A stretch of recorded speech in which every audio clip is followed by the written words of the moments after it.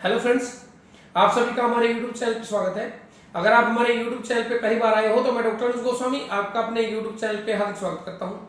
Friends, मलद्वार के अंदर जितनी भी जानकारियां हैं या इससे संबंधित जितनी बीमारियां होती हैं उन सभी को हम समय समय पे आपके सामने लेकर आते रहते हैं और हमारी कोशिश ये होती है फ्रेंड्स कि समाज के अंदर जितनी भ्रांतियां इस तरह के रोगों को लेकर फैली हुई है वो पूर्ण रूप से खत्म हो सके।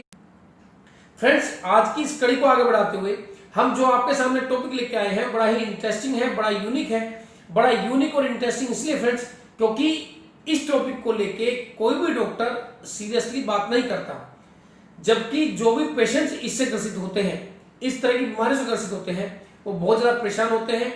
फ्रेंड्स, गर्भावस्था के दौरान जब लेडीज प्रेगनेंसी, किसी लेडीज को प्रेगनेंसी होती है तो उस दौरान फ्रेंड्स क्या होता है कि जो यूट्रस होता है वो स्लोली बढ़ता रहता है, उसका साइज बढ़ता रहता है, जिसकी वजह से हमारे मलद्वार के अंदर जो पेशेंट होता है उसके मलद्वार के ऊपर प्रेशर पड़ता है और प्रेशर पड़ने की वजह से बहुत ज्यादा मलद्वार के रोगों की समस्या बढ़ती है और 80 to 90% जो समस्या बढ़ती है वो होती है फिशर।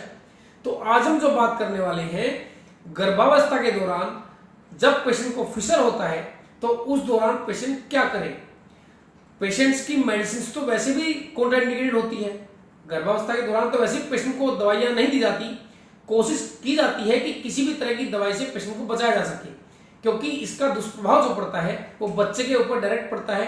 तो कोशिश डॉक्टरों की ये होती है कि इस तरह की दवाइयां, किसी भी तरह की दवाइयां, किसी भी तरह का एंटीबायोटिक्स या कोई भी पेन किलर पेशेंट को ना दी जाए।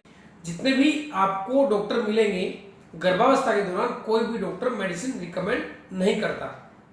तो कोशिश डॉक्टरों की क्या होती है कि मेडिसिन किसी भी तरीके से ना रिकमेंड की जाए। लेकिन ऐसे में क्या किया जाए? अब पेशेंट को फिशर बना हुआ है, पेशेंट को प्रॉब्लम है, पेशेंट को मोशन करते समय दर्द होता है, पेशेंट अनबियरेबल पेन के साथ चिल्लाता है, तो ऐसे पेशेंट को क्या ऐसा किया जाए कि पेशेंट अपने घर के अंदर ही अपनी फर्स्ट एड कर सके और अपनी रिकवरी बना सके। क्योंकि इस चीज का जो डिपार्टमेंट होता है वो केवल प्रोक्टोलॉजिस्ट के पास है। अगर गायनेकोलॉजिस्ट जो होती है, अगर गर्भवती स्त्री गायनेकोलॉजिस्ट से बात करती है तो गायनेकोलॉजिस्ट इस चीज को थोड़ा लाइटली लेती है और उसको सीरियसली प्रॉपर रूप से नहीं ले पाती, या फिर ये कहें कि उनका डिपार्टमेंट नहीं होता इसलिए वो इस चीज को सीरियसली नहीं लेती। क्योंकि गर्भवती स्त्रियां 9 मंथ तक, अपने पूरे 9 महीने तक केवल और केवल गायनी के अंडर में रहती हैं, जो स्त्री रोग विशेषज्ञ लेडीज होती है उनके अंडर में रहती हैं। तो प्रोक्टोलॉजिस्ट का जो हमारा वर्क होता है वो स्पेशली वर्क होता है एनल कैनाल के ऊपर, इसलिए प्रोक्टोलॉजिस्ट ज्यादा एक्सपर्ट होते हैं इस डिपार्टमेंट के। लेकिन इसको जो दूसरे डॉक्टर होते हैं डिपार्टमेंट के वो लाइटली लेते हैं, उनको लगता है कि नहीं नॉर्मल बीमारी है, कोई भी क्रीम देते हैं या कोई भी स्टूल सॉफ्ट करने के लिए कोई भी लैक्सेटिव दे देते हैं और कहते हैं कि नहीं आप रिकवर कर लोगे। लेकिन पेशेंट की कंडीशन रोस्ट होती चली जाती है, सीरियस होती चली जाती है, जिसकी वजह से पेशेंट को बहुत ज्यादा प्रॉब्लम का सामना करना पड़ता है और उसकी मजबूरी ये होती है फ्रेंड्स कि वो दवाई भी नहीं खा सकते और अपना कोई प्रॉपर रूप से ट्रीटमेंट भी नहीं ले सकते। तो चलिए फ्रेंड्स, आज गर्भवती स्त्रियों को फिशर होने की समस्या का समाधान करने की कोशिश करते हैं। चलिए फ्रेंड्स, शुरू करते हैं अपनी वीडियो।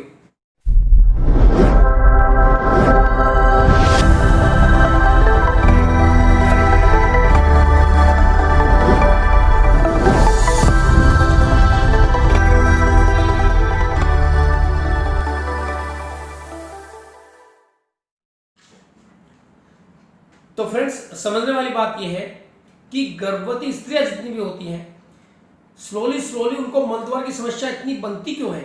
उसका कारण फ्रेंड्स ये होता है कि जैसे जैसे गर्भावस्था बढ़ती है, first month, second month, third month, वैसे वैसे यूट्रस का साइज बढ़ता चला जाता है, जिसकी वजह से रेक्टम के ऊपर प्रेशर ज्यादा पड़ता है और उसकी वजह से पेशेंट को कॉन्स्टिपेशन, जिसको हम कब्ज बोलते हैं, उसकी समस्या का सामना ज्यादा करना पड़ता है।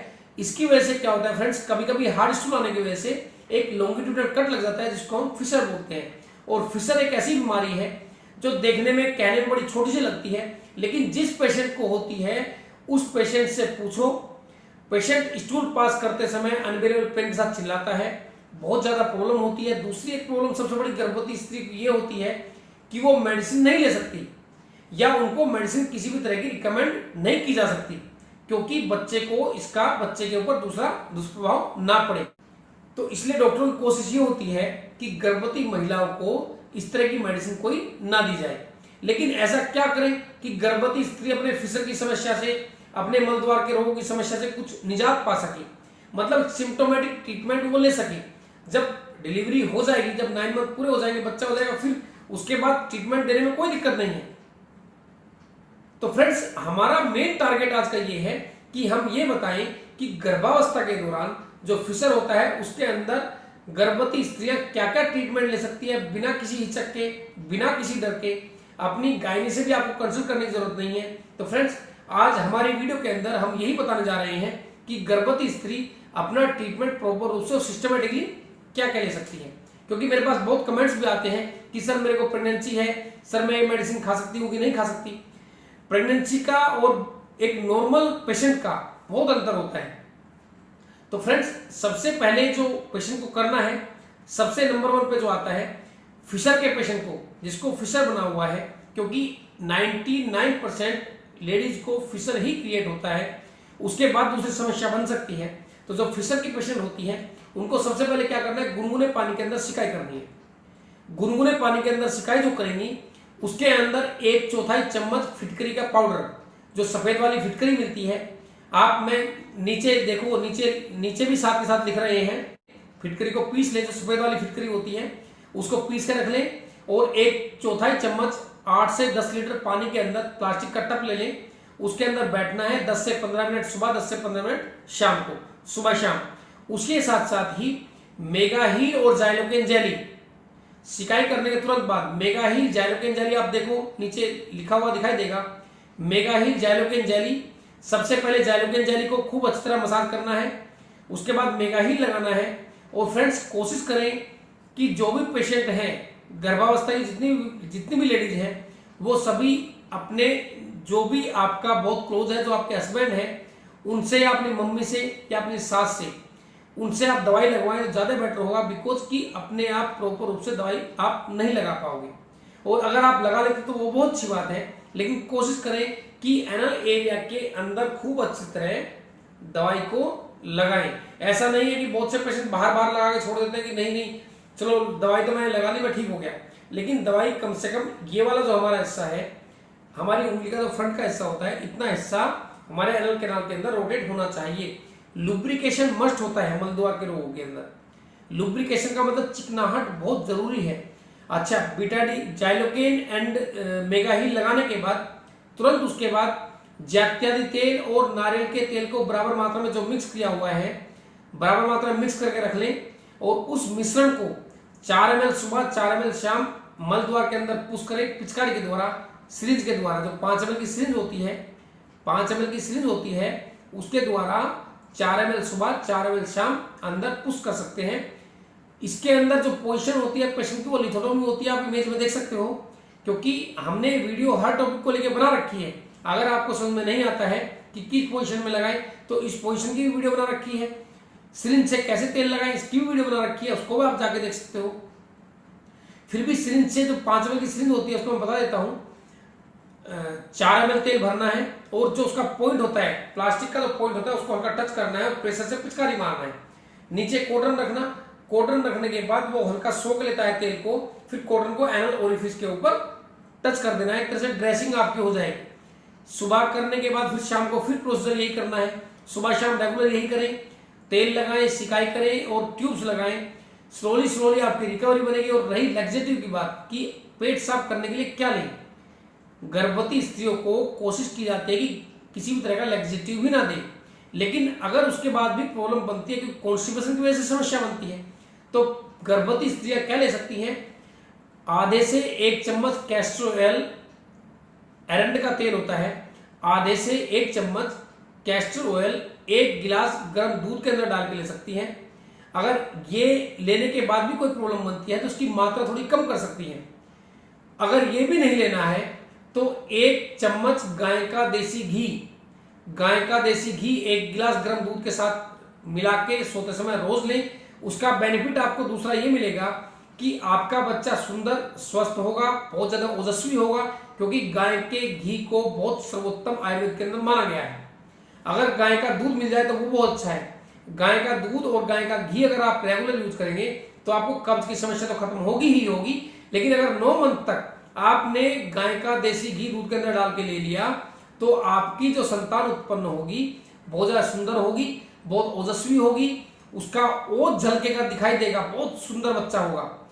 गाय का देसी घी सबसे सर्वोत्तम माना गया है आयुर्वेद के अंदर, गाय का दूध सबसे सर्वोत्तम माना गया है। हिंदू धर्म के अंदर गाय को गोमाता का दर्जा इसलिए दिया गया है क्योंकि गाय का गोबर, गौमूत्र, गाय का दूध, गाय का घी सब सात्विक होता है। सात्विक का मतलब सात्विक गुण उसके अंदर होते हैं, प्रकाश में होता है, ओजस्वी होता है, ओज से परिपूर्ण होता है। इसी वजह से आपकी संतान भी ओजस्वी और ओज से परिपूर्ण होगी, बहुत सुंदर होगी। तो लैक्सेटिव के तौर पे आप 1 चम्मच गाय का देसी घी लें, और अगर उसके बाद भी आपका पेट साफ नहीं होता तो आप कैस्टर ऑयल ले सकते हैं, वो भी सेफ लैक्सेटिव है गर्भावस्था के दौरान। लेकिन किसी भी तरह का दूसरा लैक्सेटिव सेफ नहीं माना जाता, इसलिए कोशिश करें किसी भी तरह की दवाई से बचें, किसी भी तरह के लैक्सेटिव से बचें, ओरली मेडिसिन से बचें। हाँ, अगर दर्द बहुत ज्यादा है तो कभी कभी एसिक्लोफिनेक पैरास्टामोल का कॉम्बिनेशन आता है, नीचे लिखो, नीचे देखो आप, मैं लिख रहा हूं, एसिक्लोफिनेक पैरास्टामोल का कॉम्बिनेशन आता है, उसको आप कभी कभी ले सकते हैं। ठीक है फ्रेंड्स। तो फ्रेंड्स, अगर आपने ये ट्रीटमेंट प्रॉपर रूप से ले लिया तो गर्भावस्था के दौरान आप 9 मंथ तक अगर रेगुलर आप ऑयलिंग करते रहोगे, ऐसा नहीं है कि 2 दिन करने के बाद छोड़ दिया, पूरा 9 मंथ तक आप कंटिन्यू रखोगे तो आप मल द्वार के रोगों से पूर्ण रूप से बच जाओगे और आपकी डिलीवरी अच्छे से हो जाएगी, आपको किसी भी तरह की समस्या का सामना नहीं करना पड़ेगा। ठीक है फ्रेंड्स, तो आज तो हमारे वीडियो में इतना ही है।